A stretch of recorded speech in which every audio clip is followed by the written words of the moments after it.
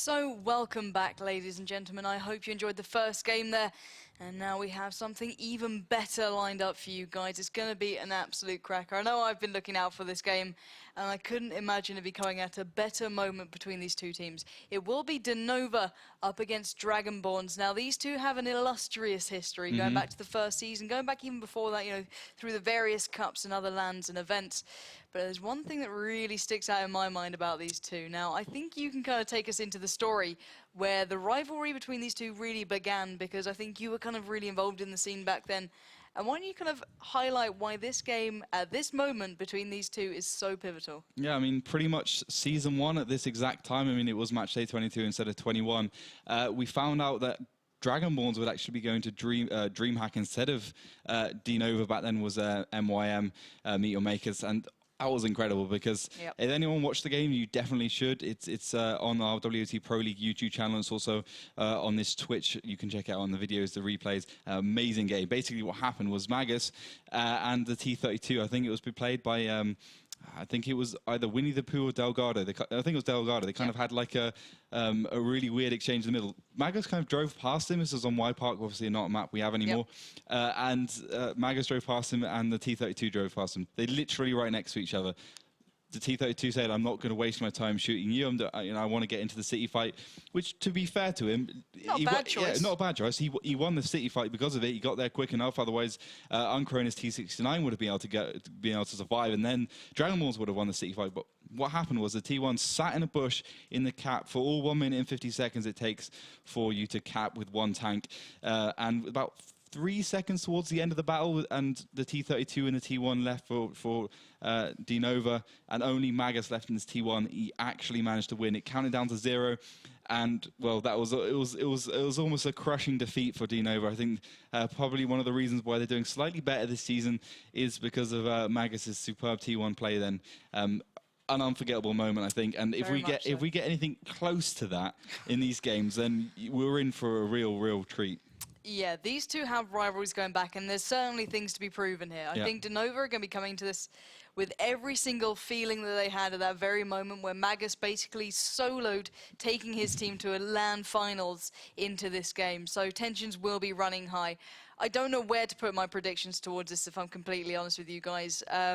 On paper, I'd say right now DeNova, but then one man made all the odds before, one man can do it again, and Magus is playing, so it's hard to call on this one. But I'm gonna personally go for DeNova, just because of the way they've been playing throughout this season. They look very strong, very good, very, you know, evolved from the first time they met up.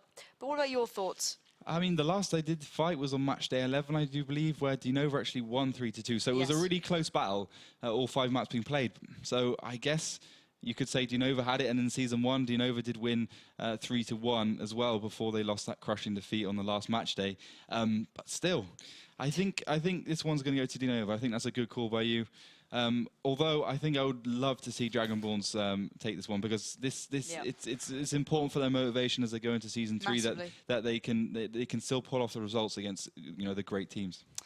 Yeah, so that's our thoughts out of the way. Guys at home, I'm sorry to have to ask you to do this, but we're going to have to get your predictions as well, because our social media guru is waiting to speak to you guys. You know our thoughts towards it, but let's hand you over to the person who knows exactly how to get your thoughts over to us here in the studio. So Melly, how are we doing? We're good, actually, and I was already busy. I already put up the graphic for the prediction game, let's call it that way. You can find it on our Facebook page, WoT Pro League, and if you're there, you can like it if you like. And also, you can also pen in your predictions via Twitter account. It's the same name, WoT Pro League, and follow it. And by following, you also get updated about every match we have in the Pro League, every aired match. And even if you're not able to watch the stream, you will be kept on track by me. And you also can ask questions by using the hashtag WoT Pro League. And yeah, let the questions come in. Keep the questions coming, that's what I wanted to say, sorry. And we will be also rewarding 3 tweets of the day. So by participating in the predictions game, you can win 2 bonus codes if you predict the exact outcome of the match. And by simply tweeting anything what's on your mind, questions, feedback, opinions, predictions, whatever you like.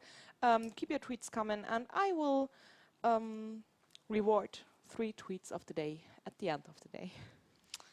Isn't she a nice person, giving out bonus codes? I think that even though we predict every game and we're always wrong with it, I think we should get some bonus codes. Yeah, we should probably. I think there's a stash somewhere. I haven't found it yet, though. I Well, think we'll have to go hunting around for it, I reckon. probably in a big locker somewhere. Melly's got it or something. I don't know. Hidden in the ESL studios. Oh, if you guys did watch the first time this game went down, and if you do know the VODs, you could... the co-caster back in the day just slapped his back pocket. I think he's got a couple of those bonus keys. I'll keep eyes on him. But anyway, guys, let's have a look head-to-head between these two teams and see exactly who you're going to be seeing on your screens now between the one and only Dragonborns and DeNova. These two are phenomenal. As you said, they went toe-to-toe before, you know, and, well, Magus kind of clinched at the very last second. But who are we seeing here, and who do you think could be the one to stop that, or maybe do that kind of style of play again, though it's all on their shoulders and they can come up with the goods? Yeah, that's the great thing about this game. Anyone can do that. It's just about taking it to the next level, making sure that you're really there as a player, and you can, you know, do wonders for your team. Looking towards Dragonborns, we obviously got Magus. He's one of the co-leaders, I guess you could call it. Obviously, Thoris is the main guy behind Dragonborns. He's the tactical genius and a really nice guy, actually, if you saw him at DreamHack, a pretty decent fella. Panzerstransky, also a good player. Crux, one of their star players, although sometimes plays, you know, he plays pretty, like, aggressively, too aggressively, I think, a lot of the time. Uncro, he's coming back, I think, on Sunday, or I'm not sure if he's back already, but I think 3 of their players are coming back on Sunday. They were all on holiday or something. Another great player, T69 player, really fantastic there. Yukai's starting to come in his own. We saw some great shots against Spale on Prokhorovka from him. He's starting to come into his own. I think one to look for in Season 3 of DeNova. On the side of DeNova, we've got YR, the team manager, brilliant AMX 3090 player as well. Ostat Bender, one of their core members. He's been there for a long time. He was there when it was Red Tide as well. And obviously Ronnie's their team captain, so he's a tactical genius behind that one. Phoenix is the guy who when it's, you know, when you get the heated engagements, he's the one who's calling the shots, you know, take down that tank, go there. So he's the kind of play-by-play fighter, I guess. Delgado, he's not around these days. Cripple, bad news, both new players for DeNova this season. But DeNova has it on skill, I think, but Dragonborns, you know, they have it on synergy. We said about the same thing at Spale when they played Spale. Spale had it on skill, but Dragonborns came out on top, and it's all about team play. We're going to have to find out then, because, well, we're almost underway here, guys. They're just biting at the bit to get the tank picking underway. So I'm going to give them a little go-ahead there to make sure they can get themselves ready for this one. The first map, I do believe, will be Ensk. Now, last time they faced off on this, Dragonborns actually won that map. So this is going to be DeNova's time to turn that around, at least in the very smaller way, even though they won the overall game. Maybe try and get a little bit of revenge early. But do bear in mind, folks, this isn't just about, you know, that revenge story that we're telling you, because as much as that may be in their minds individually, they've got to be thinking about the bigger picture here, because it's still very close, you know, around that 6, 7, 8 line marker on the rankings at the moment. Make sure you check those out on the WoT Pro League website. It is obscenely close at the moment between every single one of these teams. If one team, you know, does something incredibly wrong, loses both their games today, and someone who you don't necessarily expect gets both, it can all change. So, guys, make sure you check that out. We'll be giving you updates as soon as we get them in regards to how this one might be panning out, and if anyone might not actually be attending the finals here, because it could, in theory, happen. Theories. Indeed. But anyway, I do believe they are getting ready to get those tank picks underway. So let's have a little look to see what they're going for so far in this game. So nothing jumping out to you so far, or is this just my kind of looking at it as a noob as such, or is this kind of your normal picks? I don't know. I think DeNova is you can expect them to take the 110. Perhaps something we wouldn't have seen last season, obviously, since it was, it's a new tank. The Chinese tree is only really just being released. So they are the 110 players, the other guys who kind of pioneered that tank. Obviously, a fantastic tank from the front, plenty of armor to deal with, anything from the IS-3s. I mean, even with gold armor, when you're sitting around the 260 penetration, it's still plenty to deal with it. But so far, MX 5100 T1 from DeNova. Dragonborns replying with a T1 and an IS-3. And obviously that's just because this is Ensk. You want that firepower, you want that HP. The IS-3 can bounce a lot of shells, especially when you use it as a side scraping, the mouse trick, as some people used to call it. good tank for all together. It just depends if Ostap if he's playing this one, if he plays it properly, because last time, well, disastrous move from him. Yeah. Dragonborns IS3 AMX 5100, DeNova IS3 T69s. We're flying through this tank picking. Dragonborns picking AMX 5100 T69, so going for that autoloaders. Last pick from DeNova will be an IS3, and the last pick from Dragonborns will be a T1, making it a pretty close lineups. We got two AMX 5100s, two IS3s, the T69s, two T1s for Dragonborns. DeNova not going for that 110, surprisingly. You know, they usually take it. Not sure why they're doing that differently. Two AMX 5100s, two IS3s, T69, and two T1s. So mirrored, actually. Yeah, and I've got to ask you the question. We saw Dragonborns obviously winning this last time they faced off, but who do you think has the advantage on this map now in this season? I think DeNova does, for sure. I mean, they have lots of experience in city maps, and I mean, they do hate Himmelsdorf, I heard, but I think they're a really good team on Himmelsdorf, so I don't know. DeNova, though, they've had a couple of questionable games on Ensk, but I think they're kind of just teething errors. You know, they just need to work the kinks out a bit. If they can do it here, then I think Dragonborns are going to really struggle, as I don't think they're such a good team on city maps. Well, it's going to be a rather defining moment for both of these sides, with previous results in the back of their mind, land finals around the corner. The pressure is mounting on these guys. It's unbelievable, and they're just going to have to pull together. We've seen Dragonborns do it before. We saw Magus taking the weight of the world on his shoulders and somehow supporting his team all the way through this. But to do that again would be almost impossible. But I'd love to see it. Do not get me wrong. I'd love to see it. But I have thoroughly enjoyed how DeNova have been playing recently. They've done so well. You know, they worked out the kinks, the execution problems they had before, where they had a great bit of intent initially, but it fizzled away and it didn't quite pay off the way it should.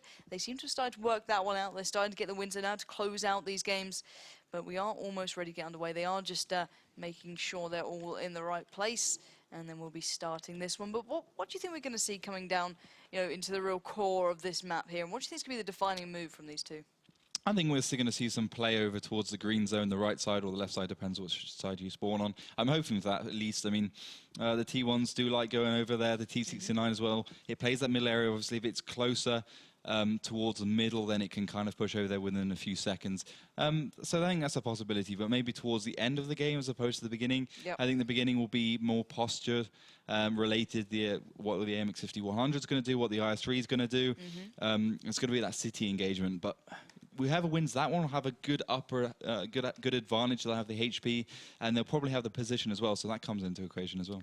Yeah, very true. So there's a lot in the mix here that might actually define which way this one goes. This will be the first map, or possibly three, if it does get done in quick fashion. But knowing these two, I don't think it will be. I think this will go all the way if they can make it as such. But we'll just have to find out. We just have to look at these individual players to step up. But I do think we are almost underway now. It is DeNova to count us down and get us almost into the one and only Ensk.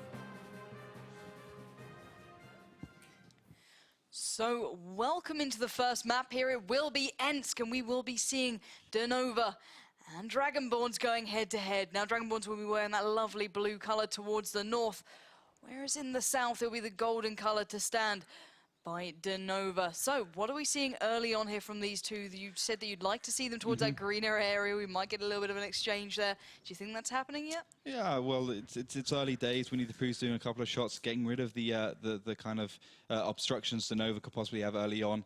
Well, it looks like we have a restart, actually. I think someone from Dragonborns possibly didn't manage to get into the battle, so we'll just be exiting. So sorry about that, but I think it's one of those things that occasionally happens. It can do. Yeah, I mean it's the internet, so yeah. Welcome to the internet. Yeah. But no, we are just going to make this one basically again. I need to get myself back into the garage.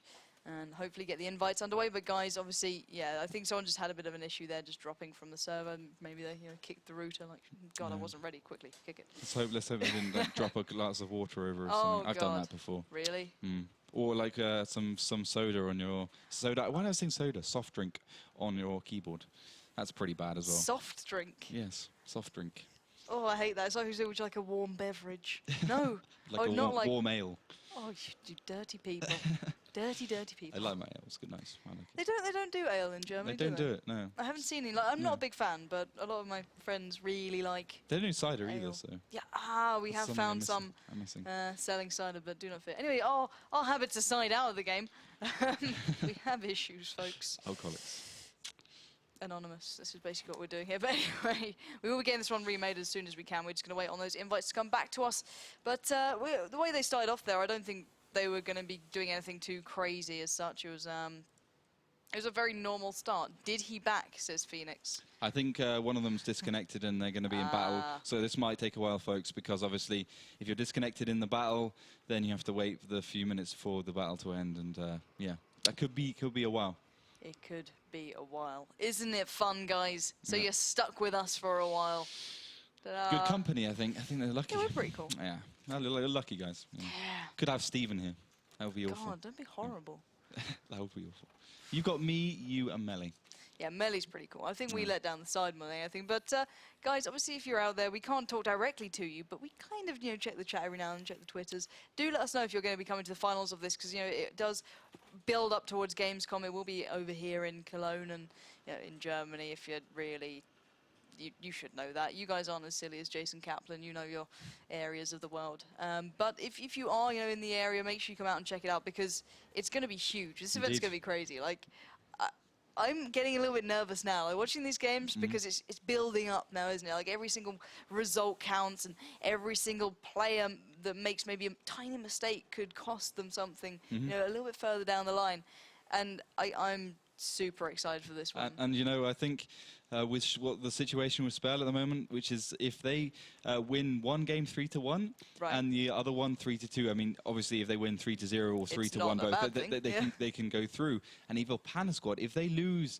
Well, they lost their first game 3-0 to Kansas Crew. If they lose their next game as well, then Spale will creep up to 6th place and Evil Panda Squad can go down. Wow. So, guys, do keep an eye on that. We'll be trying to feed you the results. Obviously, that might not be possible, but we will try. And, well, we get brownie points for that. But I think Spale, if they manage to do it, it's going to be hard because they do fight Virtus Pro within Mouse Sports in certainly not an easy route. On Matchday 22 on Thursday. So, it's not an easy route, but Spell is a team that's beaten Virtus Pro twice now, so possible. They can do it. They can do it. Spell's so hard to predict. They're like a Katy Perry song. They are hot and cold all the time. Sometimes they're incredible. Like, they make astounding plays. They're a drill team with great tactics, and other times it's just like... What? I've seen them almost throw games that they should have just stomped. Yet they can challenge Virtus Pro so well. I don't know what to think of the games coming up there, because, excuse me, that is going to be something to watch. Like, I certainly want to keep eyes on that and at least get the results. And as soon as we get them, we will keep you guys updated as well. And do let us know who you want to be at the finals, obviously, in Gamescom. Who do you want to see facing off? Because I'd love to see Spale there. I think they're a great team. When they're on the ball, they're fantastic to watch. Yeah. But they're a bit hit and miss. You said it before. For sure. They can sometimes really just run cold and there's just nothing happening for them, nothing works, the timing's off, the execution's poor, but then when it's going right, it's just... They're just fantastic. A dream to watch. Yep. But they're certainly a team I'd like to see there. But, guys at home, let us know who you want to be seeing at Gamescom as well, because the results are very close. Make sure you check it out on the WoTProLeague.com website. Go to /season 2 as well. Make sure you check out and have a little look through it. And if you do have your favorite teams, there are VODs up there as well that you can easily have a little watch through and kind of catch up on how they've been playing this season. Because if you saw them in the first season, a lot of teams have adapted and a lot of teams have improved, whereas some didn't quite step up so quickly. But make sure you check them out on there. And there's been a couple of teams that have been doing that really shone in this without artillery. And we did find out why pretty much. I think you spoke to some of the players and kind of got the inside scoop on that one. Yeah, it's about artillery in Season 1, that's for sure. And all the other tournaments we've had. But now with that artillery, the teams that use their tanks in kind of big chunks, your Kaz and crews, your evil panda squads, they like to push up flanks with a lot of tanks. That rhymed. I'm quite proud of that. I might have to use that again. That's favoured because the artillery can't blow them up, because there's no artillery. Used to be, if you have a lot of tanks, you get blown away by artillery because it's splash damage, it's easy to hit, you're always going to hit a target. So the teams that split out their tanks, go for the side, go for the front, definitely at a disadvantage now. So that's why you're seeing perhaps, Spale going down lower. I mean, they qualified so well for the first season. Now then, they're so it's going to be so hard for them to qualify for Gamescom. Something we thought we'd expected, but I don't know. It all comes into the equation. It's like a massive melting pot of just insaneness, I think. Yeah, it's pretty crazy at the moment, but you've heard our thoughts. I know someone who can let us know your thoughts and just tell you exactly how you can get involved at home, because we want to hear from you as well, because we're in our little bubble here. We live in these little studios and we never leave. But obviously out there in the big bad world, you guys have your opinions and your predictions as well. And I kind of want to find out exactly how that's going. So Melly, what's it like out there in the big bad world? I just wanted to give you a quick update because the predictions from the communities are already coming in. So most of them are rooting for DeNova. Okay. And when it goes after the prediction of the community, it should be a really fast match, which will go into favor for DeNova. And we also have a couple questions to... Question? Yeah, go ahead. Yeah, okay. Sorry. Why is the MS1 not used? That's all him. I guess it's just not as good as the other variants. It's just not good enough for it, because it doesn't have the armor. It's slow as hell, and the gun is good. Okay, it does like 50% damage to other tier 1 tanks. But it's just not fast enough. I mean, the lift tractor, it has... Light tractor, whatever people call it. That can actually do damage to the French tanks, and it's reasonably fast. I mean, a lot of people are probably going to have a go at me for saying that, but it's okay. It's acceptable to play. So MS1 is just not as good as the alternatives. I see. Another Twitter question. Is there any tanks you would like to see used in the Pro League apart from those already generally used ones? That's a good question, actually, because I always watch, the community streams out there, and I see some brilliant plays and some, interesting tank picks, but I don't know what I'd want added into competitive play, because it's so well worked out these days. Yeah, I mean...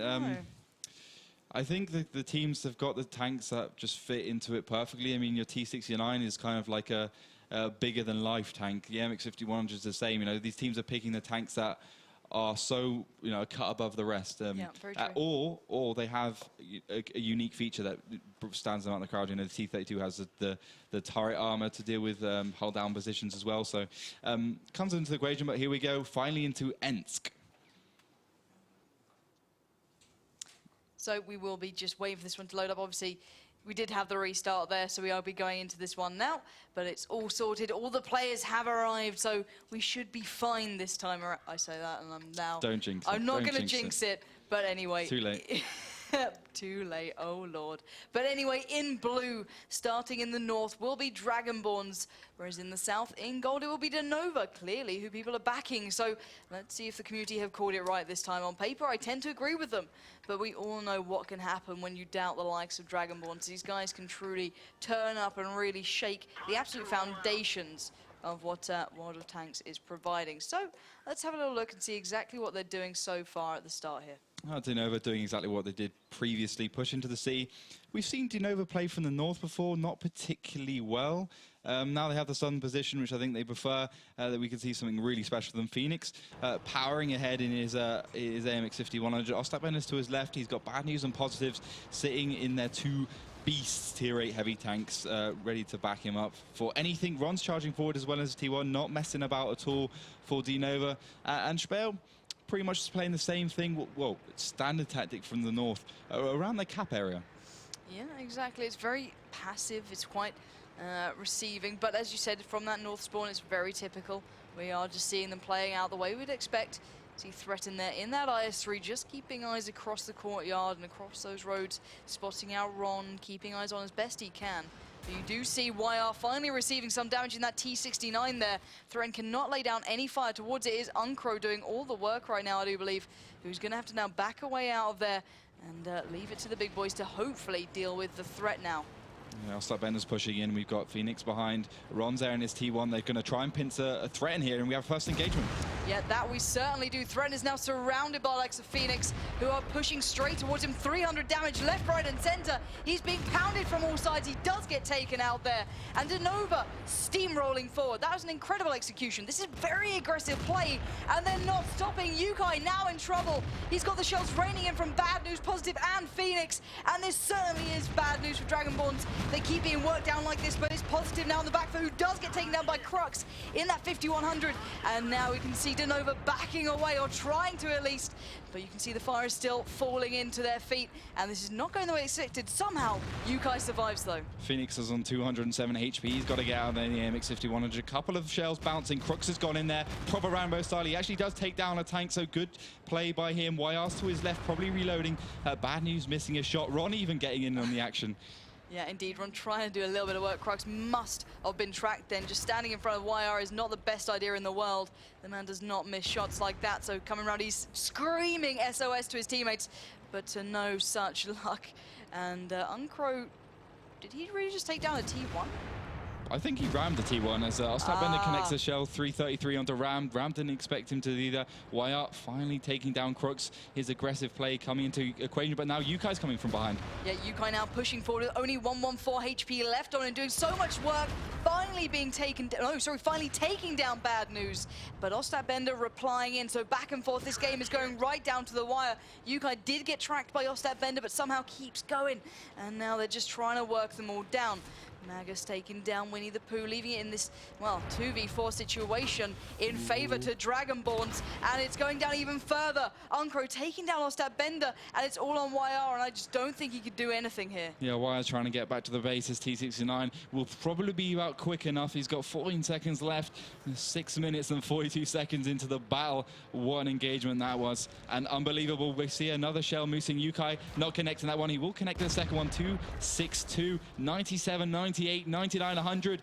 And Dragonborns. The Dragonborns. They've actually got that one in the bag. They have captured the base. Well played, Dragonborns. That was an incredible bit of play coming out then. What just happened? They went super aggressive. Super aggressive. And it kind of paid off. Normally, it just kind of crumbles apart. DeNova normally can just deal with it. They were playing quite passively. They were doing what they should. But it just fell to pieces. How? It was a good idea. I'll give it to that. I mean, I'm not sure if it was their idea, because I saw Natus, Vince Siri, or Navi. They played the same tactic against the same tactic Dragonborns was using. You know, focusing down the IS-3 at the beginning, right. And then moving out. But DeNova, okay, they copied that, or they came up with themselves. I'm not sure which one it was. Good move. Threatening went down. IS-3 were quick. He couldn't do much damage. He couldn't do much for his team at all. But then it was screwed up from there, because what Navi did is they pushed backwards, and they kind of reset the fight once they had that IS-3 down. Navi, probably a more experienced team, but DeNova, less experience pushing forwards, which gave Dragonborns, and they were slow to react, you know. Yeah, they were. Very, very slow with Yukai and his AMX 5100 coming from the side. But once from the side, he could pump out those 6 shells, 1,800 damage, was absolutely obliterated one of their AMX 5100s. I think it was Phoenix. And from that point onwards, Dragonborns just repelled the attack. They put so much pressure onto DeNova with the damage they were doing from those autoloaders, that DeNova slowly but surely slipped down that slope, and I didn't expect it. Dragonborn's such a good... They stay composed, which is really, really good to see. Yeah, under pressure, they always seem to keep their cool.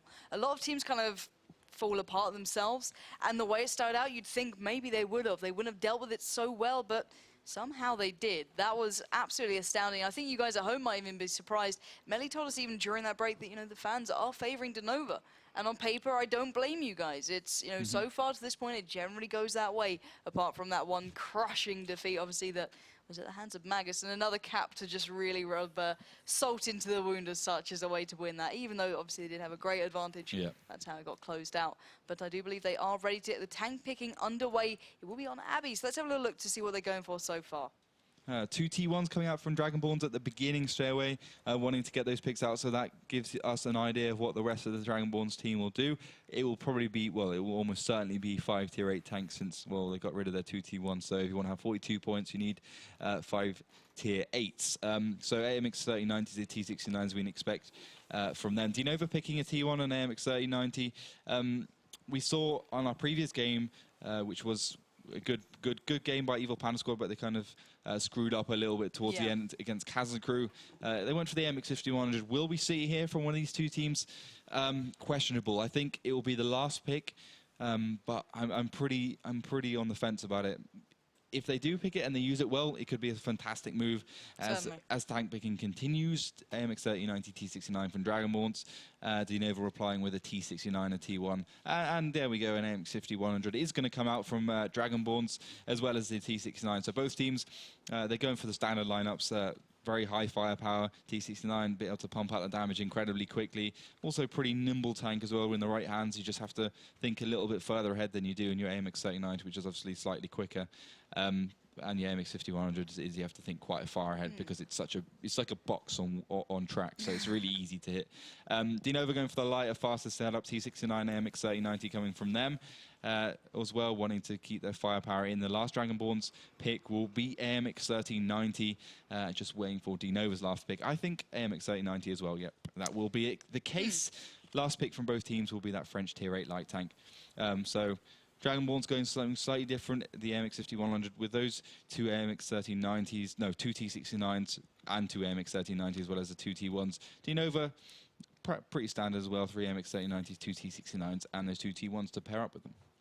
Yeah, now how do you think that's going to be actually executed within this map? Kazakh didn't do their usual style, they didn't do their normal play, but they still did very well. But how do you think these two are going to face off here, and who do you think is going to get the advantage on this one?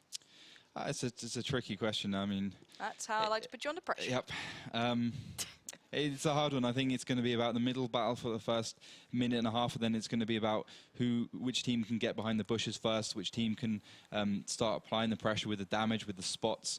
But we could be seeing a capping move for one of these two teams as well. But that won't be until about 5 minutes in. Yeah, indeed. So the readies are being set. So we're almost ready to get into the second map here. And what a way we had this one kick off. But guys, get ready. This is going to be Abbey.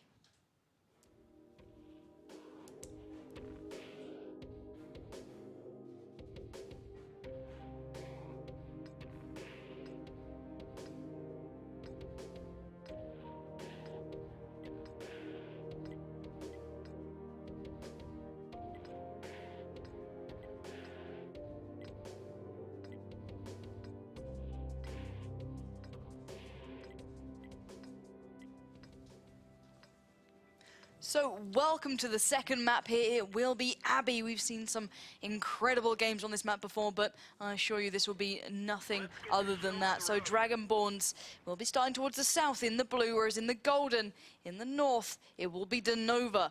And while Dragonborns have the early advantage in this game so far, they have been, really stepping up. And there was a fantastic play on the first map. But what are we seeing at the start here from these guys? DeNova doing pretty much the same thing we saw.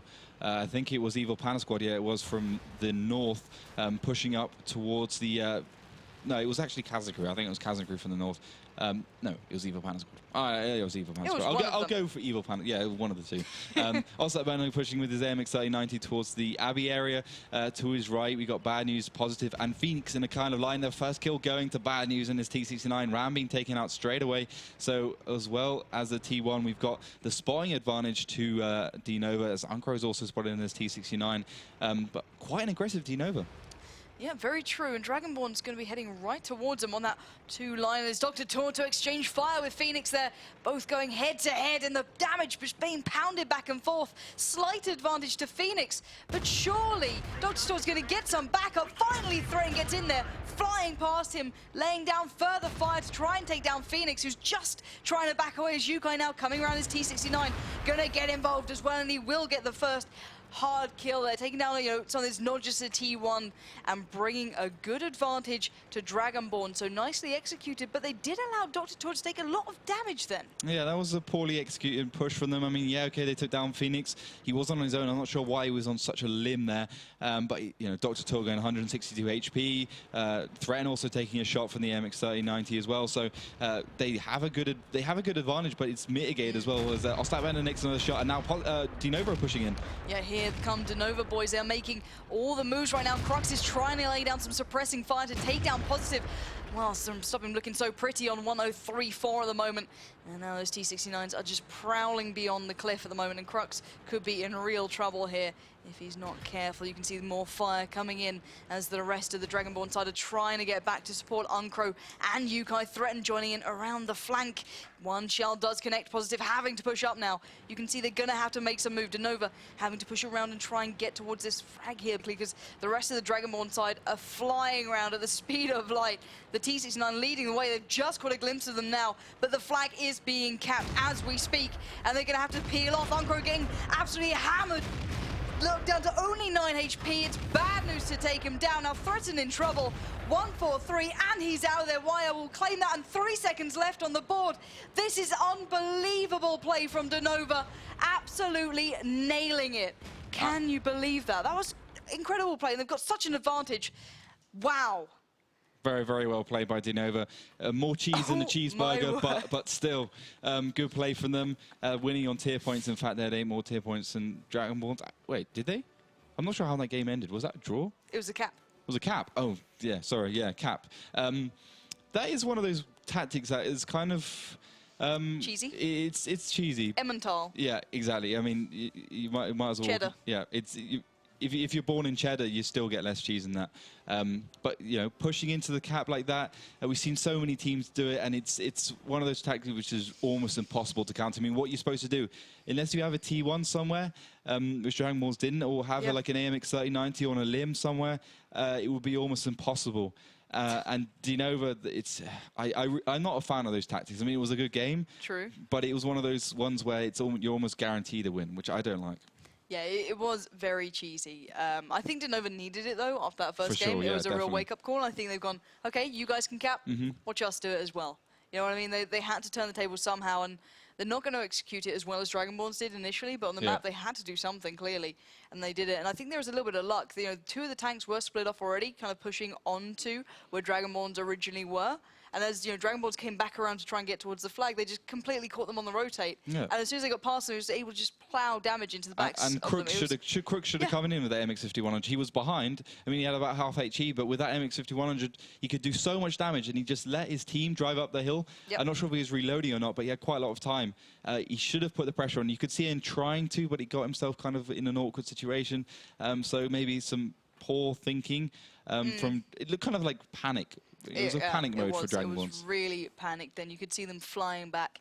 But make sure you watch that one back on the replay when it's up, because that was over as soon as it started almost. But we're certainly not over here. We'll be getting ready to go into Prokhorovka. Now, on this map, who do you think this one favours a little bit more here? I really like Dragonborns on these maps. I mean, they don't like the city maps that much. I mean, okay, they won on Ensk, where we thought DeNova would win, just because we always get our predictions wrong. I think that's probably more likely to be the case. I'm going to back whoever you say is going to win now. Yeah, fair enough. But Prokhorovka, I will give it to Dragonborns just because I think it's one of their favourite maps. They did beat WoT Pro at DreamHack quite spectacularly. The first team to actually beat them in 14 games. It was the 15th. So I think certainly a reason to like a map. DeNova, though, they watch the replays. You know, they watch everything. I think they watched the Russian tactics to get that move on Ensk. They got the counter tactic to Spale. Absolutely everything, even Team Dignitas. So they've watched Dragonborns on this map. They know exactly what they're doing. They've done their homework, but still, you still need to do the execution, and you still need the players to perform. So that is always a hard one to call. It is going to be very hard to call on this, but we're going to have to see what tanks they're going for as they are getting the tank picking underway. So let's have a little look and see exactly what they're going for so far here. Anything jumping out to you? Anything you think we might see here, or is it going to be the normal Prokhorovka kind of lineup? Yeah, I think we'll see 3 MX-1390s, 2 T69s, 2 T1s. Certainly looks that way. MX-3090 and a T1 being picked by DeNova. Dragonborns going for the more firepower on that T69, the MX-3090 as well. Good combo tanks. T69, T1 from DeNova. Dragonborns going for the MX-3090, T69 again. Before DeNova goes for the double MX-3090, so pretty speedy lineup for them so far, picking two of them. I mean, it's fantastic when you see them two play well together. Dragonborns going for their unusual, but perhaps more usual for them, two LOL tractors. They did say that it's because of the French tanks, basically the penetration on that thing, 50 damage, it starts mounting up. So if you keep on hitting an AMX-5100 or an AMX-3090 with 50 damage, within a few seconds you have 200-300 damage on your off your tank. So that's the reason why they take the LOL tractor over the T1. Just weighing on a DeNova is actually question mark. Yeah, they question it. I'm not sure why. I think probably lolling. I mean, I like that pick. It's a bit unusual. And I like the way the line that follows is ask laughter to pronounce it. No. I've already said it once today. We have titled it the LOL Tractor, and that shall be its title forevermore. So deal with it, Magus. Indeed, indeed. Last picks from DeNova and Dragonborns will be the MX-3090. So 4 MX-3090s, a T69, 2 T1s. Very fast, powerful lineup from DeNova, but hard to play. Triple MX-3090, 269s, two LOL trackers. I was about to say T1, because that's what I automatically say. But it's not. I was like, call myself LOL tractor or Lich tractor, whatever. I'm just going to call it Lich tractor, just because I know people will be annoyed by it, so I'm just going to be a troll.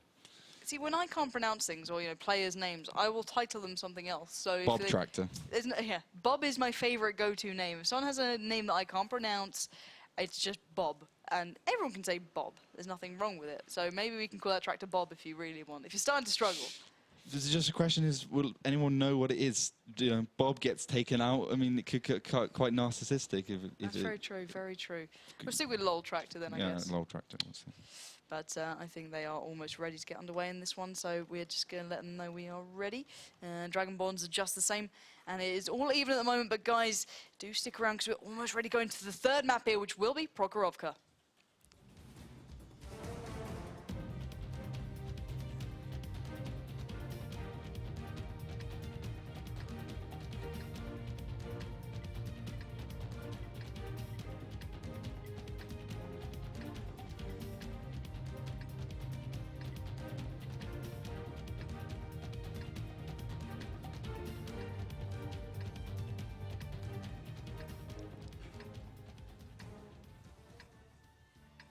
So, welcome here to Prokhorovka. We do see in the blue the Dragonborns starting to the south, whereas in the north it will be the golden DeNova, who, well, they're a little bit cheesy before, so maybe it's the appropriate color to have beside them.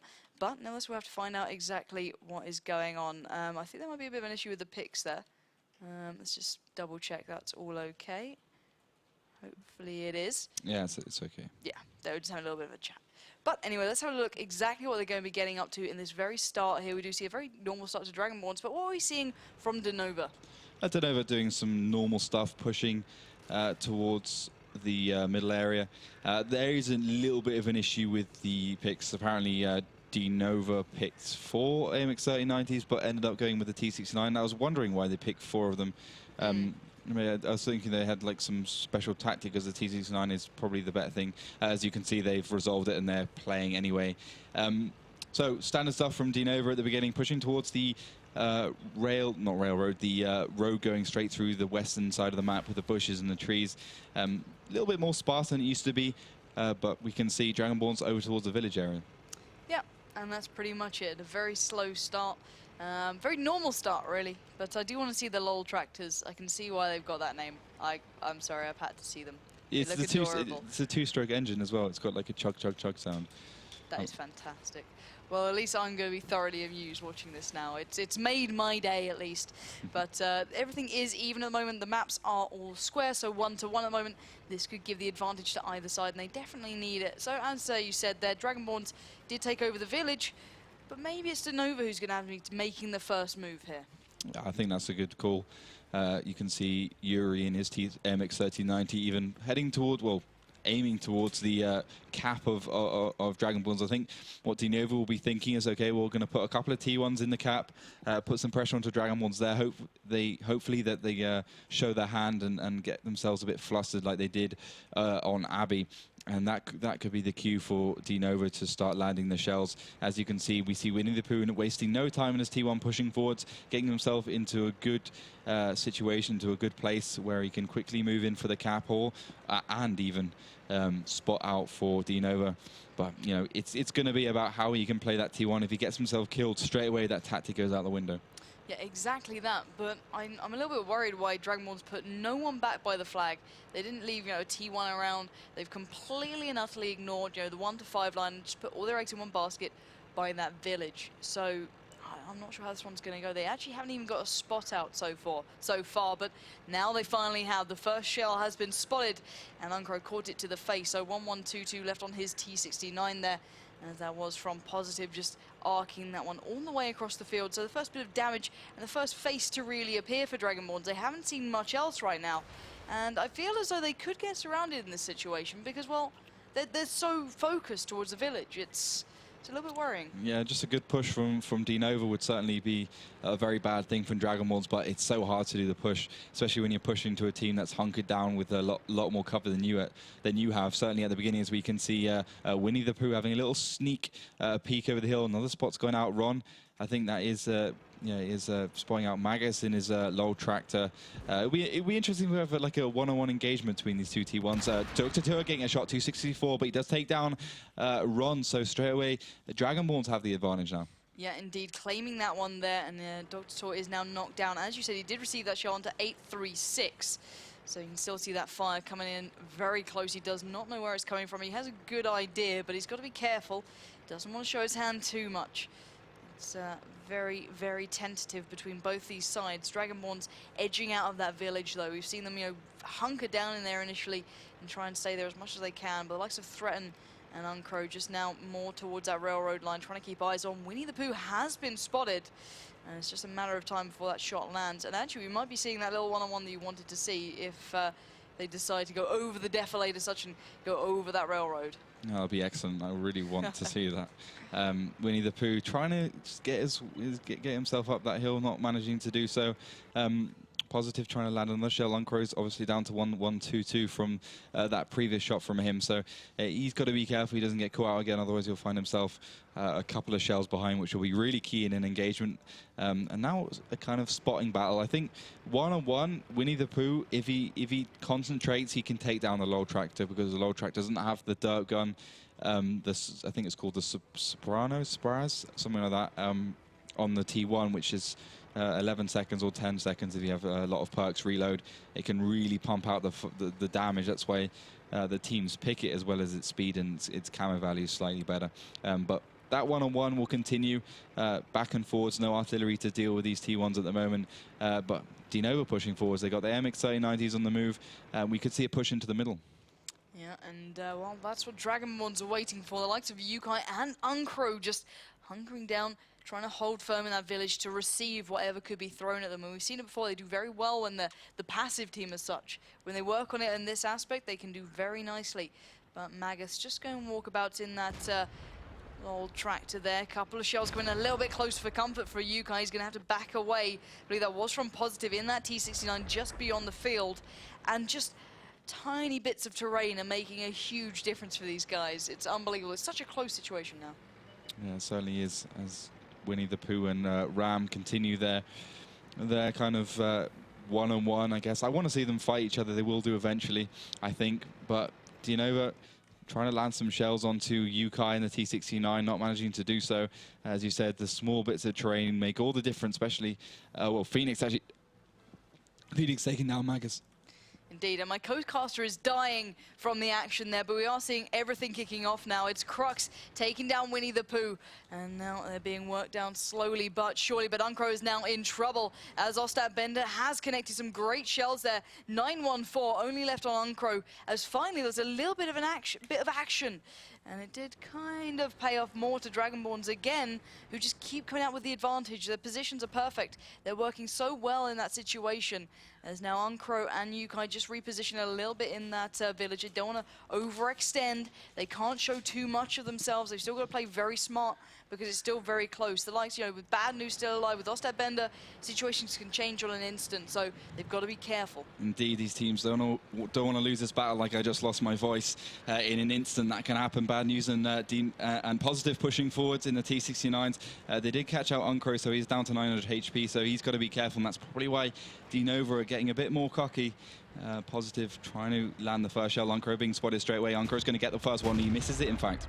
Yeah, indeed. Now he is in severe trouble. You can see Bad News up there and Positive. He's not down to 427. Yukai tries to kick into action to try and back him up a touch, but it's just scared them off enough so he can get back to safety. But Threaten getting back, Dr. Tour coming back, and now we do see a lot more action happening. Yeah, Phoenix and YR going to push straight over towards that north side. Trying to get behind, I think, the T69s. Yukai's a one-shot now for any tank, pretty much, apart from, well, any tank, because there are only T1s left. Phoenix is going to be the first one to get to that position, but he's a bit tentative. He doesn't want to head over the hill too quickly. He wants Ostad Bender to be in position in his AMX 3090, but they have been spotted out really early on. Yeah, Dr. Tor had to go flying back then and make sure he kept eyes on that one. As you can see, the fire is coming in between them. Phoenix is pushing forward, but the shells are coming in absolutely around him. Oh, he's been absolutely dominated by Dr. Tor then.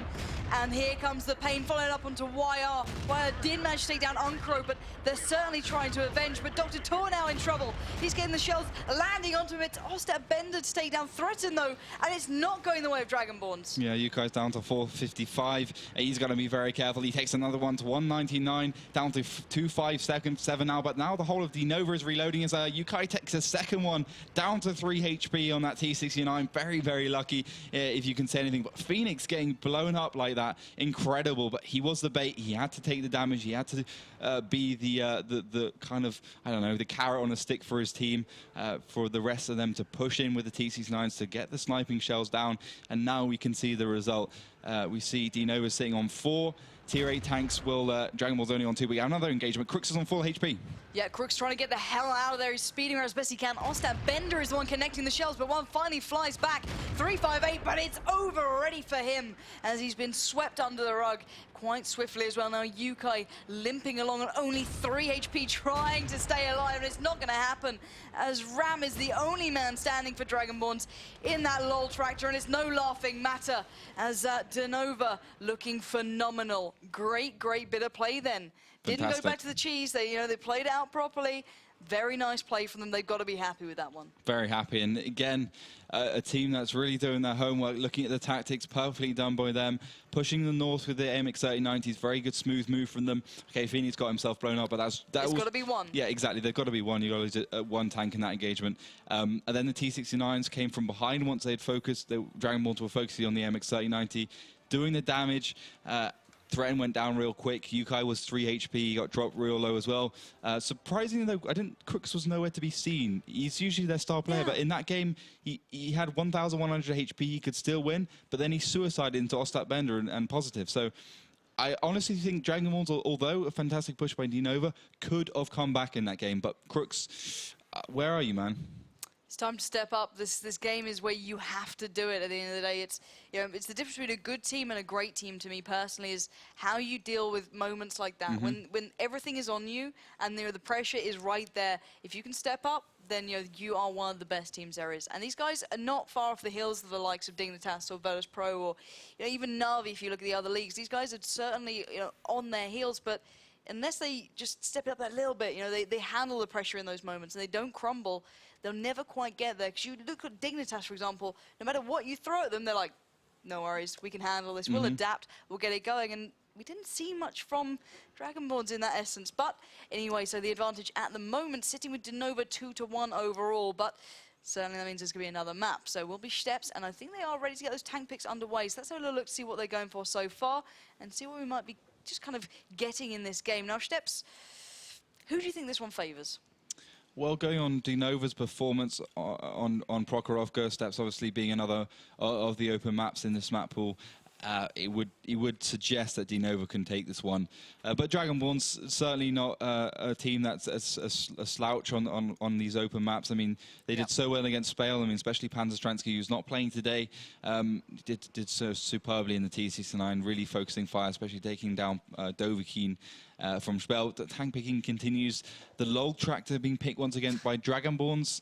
The MX-3090 T60 T1 even. Respond from DeNova, double T69 for Dragonborns, going for that real firepower, and the brunt of the T69 HP obviously has about 250 more than the MX-3090. DeNova picking the T69 and the T1.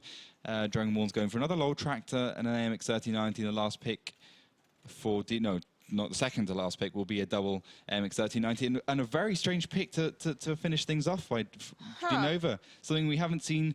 I have to hark back to maybe the beginning of 2012, where we saw it on, no, probably even 2011 when Go for What first started. The Pershing has been picked, the M26 Pershing, that tier 8 medium tank from the American tree. I mean, a good tank ages ago in combination with the T32, but now it's such a questionable pick. I think it does about 220 average damage, or pushing that 250. I think it's somewhere around that line, maybe 240 between those two numbers. Decent penetration, okay, that's fair enough. Quite slow though, not as quick as the T69, not as quick as the MX-3090, not even as quick as the MX-5100. The only real advantage I can think of will be its turret armor. It has decent amount of turret armor, good gun depression, good gun elevation. So I think DeNova has a very specific use in mind. Yeah, I can't wait to see how they play that one. DeNova, as you said, are one of those sides that do watch the demos back. They do review their games. They review the opponent's games. So I'm assuming they have a plan here. I don't know though. It's kind of hard to work out. Yeah. They have to use it perfectly if they do. Yeah, that is a massive point to them. And on this map, I'm trying to think of where it's going to be placed. There's such important moments over the defilades of the hills, obviously, which, as you said, with that superior kind of advantage and armor towards the turret, could come into effect, possibly. But it's not going to be easy for us to get that in our minds. But let's try and find out here, because we are going to be going live in 2 steps.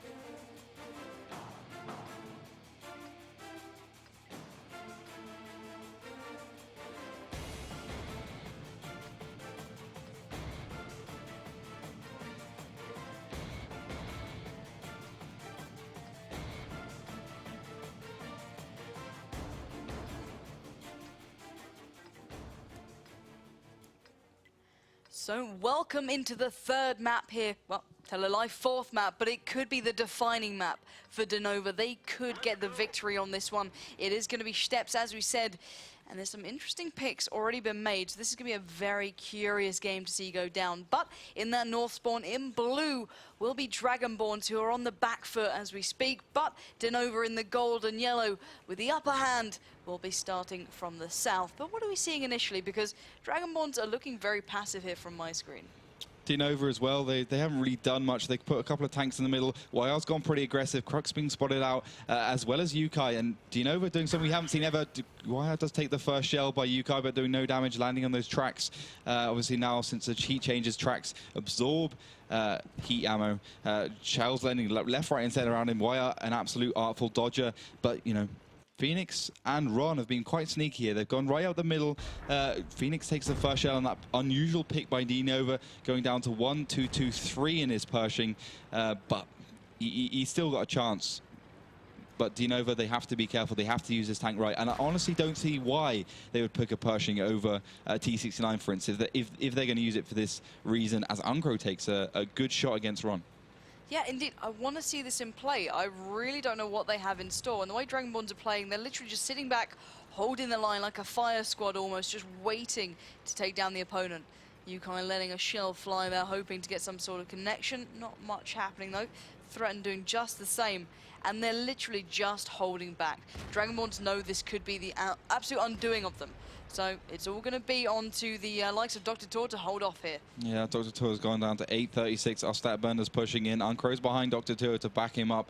We could see an engagement here as bad news, and we see positive in this T69 push around. Uncrow's going to get the first shot off here. Ostat Burnder's gone to 8:75, and bad news now in trouble. Yeah, Ostat Bender has laid down a good bit of fire, but he has received a good couple of shells. So 644 on him. Dr. Tor is now getting himself hammered by shells. He's been taken down to 150 as Positive pops up over the hill in that T69, but it's his teammates who are falling down around him. Threat making a push on that right side. Dr. Tor trying to adjust accordingly. Crux from the side, but did not expect YR. You can see they're also damaged, but no one's dropped just as of yet. The likes of Positive back and forth, but Crux is now being focused down. 134 left on him as now Yukai gets into the action, but it's too little too late.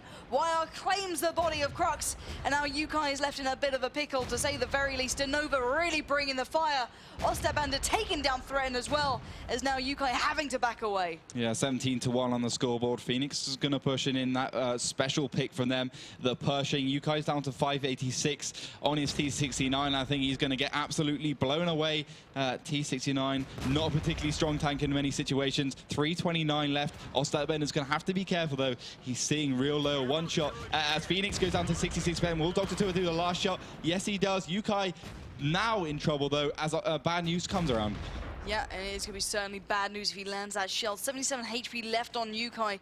Massive advantage to DeNova right now. You can see the tier points, but Yukai trying to work it back at the moment. Yukai doing some fire there. He's got one down. He's taking down bad news. Ostat Bender just dancing around. You can see that Ostat Bender is on 135. As Dragonborns just got smothered by DeNova, and they're still dancing between each other, but it's actually Ostat Bender to get the better of Yukai, and leaving only 2 now alive for Dragonborns, as this could be the nail in the coffin. This could be the game to just seal their fate, but, well, we're going to have to find out if DeNova can find those last 2. Indeed, they will. As Crooks, everyone's saying GG, well played. So I think no faith. Yeah, I think Dragonborns have thrown in the towel a bit here. Maybe a bit early, as Dr. Tor could Amarak every single tank here, but that would be the most unlikely thing possible. He's sitting on 150 HP, Ram being spotted in the low tractor. 130 HP to 115 between those two T1s. As Dr. Tor, I think he's pretty much just exited. Yeah, he's just exited the battle. Not particularly sportsmanship, I guess. No, it's not a good thing, I don't think. DeNova have just hammered that one. Yeah. They deserve that victory. Indeed, that was really well played by them. Yeah, and I'm a little bit surprised, you know, the way Dragonborns kind of faced that one off. They're normally a team who's, you know, very friendly towards that. They, you know, they play very well, but that last game, they just got massacred. Yeah. Absolutely massacred. And I don't know what to make of that. They barely got, you know, a look in. Even after that Curious pick that came out, we were like, how is that going to come into play? And I don't think we really saw it being specifically in play, but the way that DeNova handled it, highly impressive then. Indeed. And what's kind of frustrating to watch about Dragonborns play then is the two teams were actually in pretty good shape when they had the engagement. They're in a very similar situation. They both had the pros and the cons in terms of what position they were in. But DeNova had the resolve. They had the resolve. I mean, Crooks charging in with full health AMX 3090 to the middle of DeNova. I mean, okay, you take the initiative, but that's not taking the initiative. That's just suicide. He was taken down to 136 in a matter of seconds by the T69s of DeNova, and I just think DeNova could just stay back, wait for them, you know, play a bit more patiently, take the opportunities they can. Well, Dragonborns were like, oh, let's just throw a few tanks in there and see what happens. Definitely not what you should be doing against the teams. Yeah, but that has sealed their fate as such, and the GGs have been said. So we've had some great games today, to be fair. But there is a result that we've been given by our admins as well, which is fairly relevant, to say the very least. Now, the game that was going on alongside this was Spale against Virtus Pro. Yeah. Now, we know Spale can be dangerous. And we just found out that they went 2 maps up against Virtus Pro and then let it slip 3-2. Wow. Wow. We said it in this game that, you know, a good team can pick yourself up in these moments and, you know, really secure the victories, even, you know, if you're on the back foot, if you have the disadvantage, you can somehow, you know, keep your attitudes up, you know, keep, you know, the confidence high and somehow, you know, focus yourselves in the big pressure moments. And Virtus Pro once again doing it, you know, they 2 maps down against a team that, well, has beaten them before. They just turn it on its head. So that's pretty much sealed their fate, sadly. I don't think we'll be seeing Spale going forward pretty much into the finals, but we'll have a proper look through that in a moment. But we've had some great games today, I've got to say. We've seen some fantastic play coming out. We've seen some very good teams coming out. And I think our predictions towards that second game weren't completely wrong, at least. For once. It's the only one today we've got mildly right. Saying DeNova won. They did win 3-1, but yeah, unfortunate about Spale. I think even if they did win against Virtus Pro, then they would face Mousesports, so they would have to win that one, and Evil Panel Squad would have to lose both their games. So, I mean, it was so unlikely either way, so I wouldn't kick yourselves too much, guys, if you are watching. But good games by DeNova then, really showing why they deserve that top six spot. So they will be going to Gamescom. And I honestly think our Gamescom lineup will be Team Dignitas, Virtus Pro, Mousesports. Also, Calzner Crew's going, Evil Panel Squad, and lastly, DeNova. I think those are our top 6. So if you are heading to Gamescom this year, look out for those teams. If you've got your fan favorites, obviously Calzner Crew are going, so everyone's going to be going out for them. Yeah, it's going to be great. Team Dignitas Virtus Pro as well, got a lot of fans behind them. Certainly. Good to see them. Good to see them coming. They've been dominant all season, so they definitely deserve it.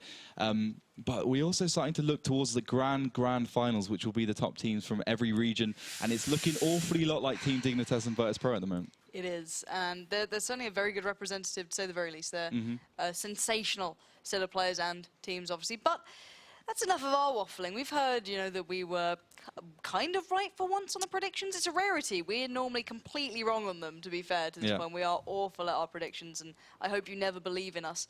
And what you kind of heard on initially there, you know, we heard midway through that a lot of people were supporting DeNova drastically.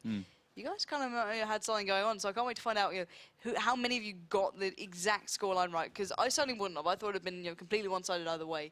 After looking the way that went out, I think Dragonborns could have done a lot better, which is a real sad, you know, sad point to me, because I think that last map they kind of threw away as such. But that's our thoughts towards the matter. But let's hear your thoughts, because you are the people who matter, not us guys sitting here. And let's find out exactly who got their predictions right and how you guys can get involved. So, how was it? Who got the results right? Mika and John for being the fastest, awesome. But there were pretty many people saying that match will end 3-1. And yeah, also via Twitter, Mad Max, you got it also right, roughly 1 hour ago. So people were pretty sure about the outcome of this match. A bit sad. I know, we're there as sad. well. Yeah, since there's already a maggot fraction in the Twitch chat. Maggots has his own fan base. Wow. They're calling themselves the maggots. The maggots. Yeah. Nice. I thought there'd be like Slipknot. Mag-belieber, like belieber, but with maggots. Mag-belieber. How does that even work? Someone has to go. I don't know. It was Melieber and Verbeeber. Lauren Blur. We will figure it out. After we will. So yeah, first congratulations. You're getting bonus codes, and we have questions. The last of the evening, sadly. Aww. You mentioned Team Dignitas going to the finals, right? But at this moment, they have like 20 penalty points in the WoT Pro League. Yeah, that's a good point. What kind of result might it have for them? Well, penalty points do equal minus to your prize money as well, so 1% per penalty point. So that comes into the equation straight away. And if you get 30 penalty points, then you are kind of disqualified. So if they have a no-show, that will give them, you know, the necessary penalty points to take it over the 30-point threshold. So if they don't turn up to one of their games, then we won't be seeing them at Gamescom. That's just the rules, you know. You have rules for a reason. If you get that many penalty points for whatever reason, then you kind of expect that. It's just how sports work, and that's how everything works. So it'll be unfortunate, because I definitely want to see them there. They'll give Virtus Pro a run for their money. So yeah.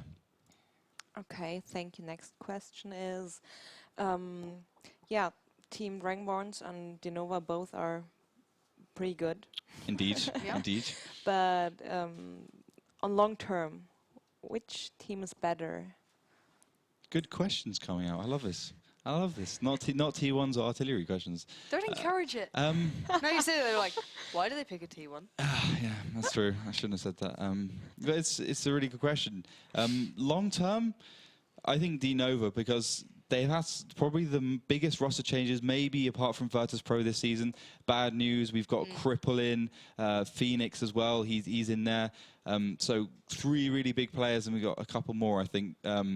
So for them, it's about the future. That this is like the worst their team can be. If they stick together as a team and they continue improving, they get rid of all the kinks they have, then top 3 teams, I said it before, you know, they'll probably replace Mousesports there, but that's going to be towards Season 3. Dragonborns, I heard that they're having some of their players that have got to do study, so they're going to be unfortunately leaving, I think.